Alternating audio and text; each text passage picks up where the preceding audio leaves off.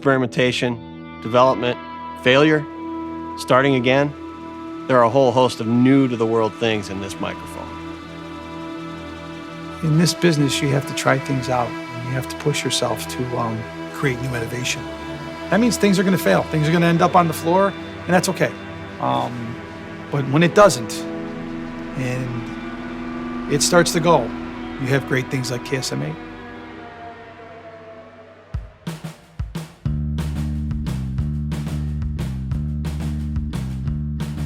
Shure's microphone engineers all understand that they're part of a long lineage of great inventors. Ben Bauer was an engineer. He invented the uniphase principle, and the uniphase principle led to the Undiyne microphone, Model 55, which was the world's first directional, single-element dynamic microphone. It's you versus physics on a dynamic mic. There's no circuitry in there, there's no electronics, and you have to manipulate air to get the response in the level that you want. The Undiyne 2 was introduced in 1951. Television had become important, and the original Undiyne was seen as too large to be on TV. Undiyne 2 element allowed us to basically leverage the technology that we invented in the Undiyne element, but basically make it a lot smaller, and shrunk it down from the Model 55 to the Model 55S. The breakthrough aspect of the Undiyne technology was it was the first single-element dynamic microphone that responded to sound only from the front. Feedback is that howling and squealing that you always hear when the microphone gets too close to the loudspeaker. The more directional a microphone is, the less feedback you can get. It was really solving a big problem that existed when PA systems started to be used for larger crowds.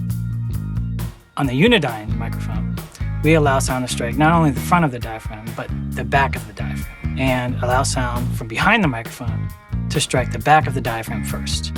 Right before it hits the back of the diaphragm, we actually delay it a little bit.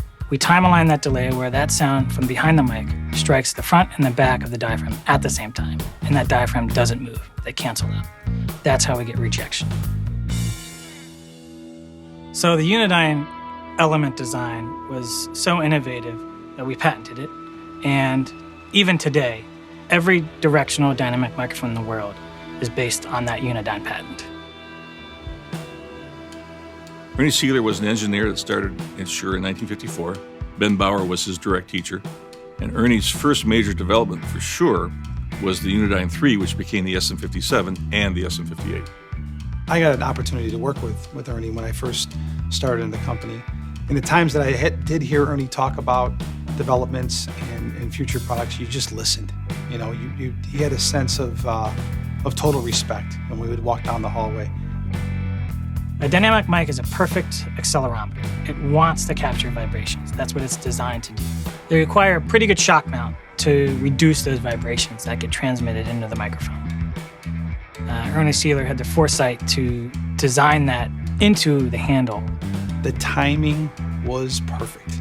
The world, particularly at Woodstock, found that the Undiyne 3 microphones really worked for large sound reinforcement. You could turn them up loud, you could mic drums, you could mic guitars, you could mic voices, you could mic everything.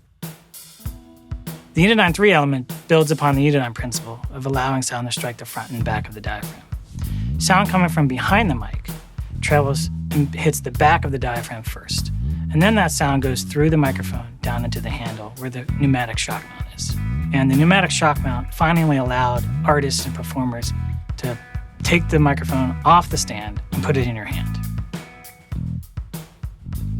A lot of people use SM58s.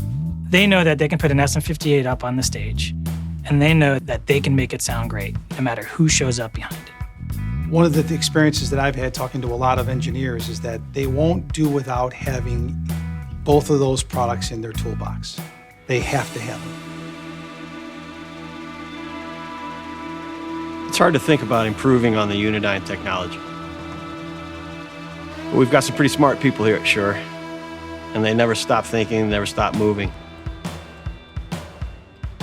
Where Ben Bauer started, then Ernie Seeler took over, and now Roger Grinnip. Roger Grinnip loves math. He does math for fun. The history is what brought me here. So it makes me very proud to at least be able to say that, I've made a bit of a difference. This project started as an advanced development project, which basically means we don't even know if this is possible. Roger went back through the lab notebooks to truly understand acoustically how the Undiyne 3 works and what makes it special.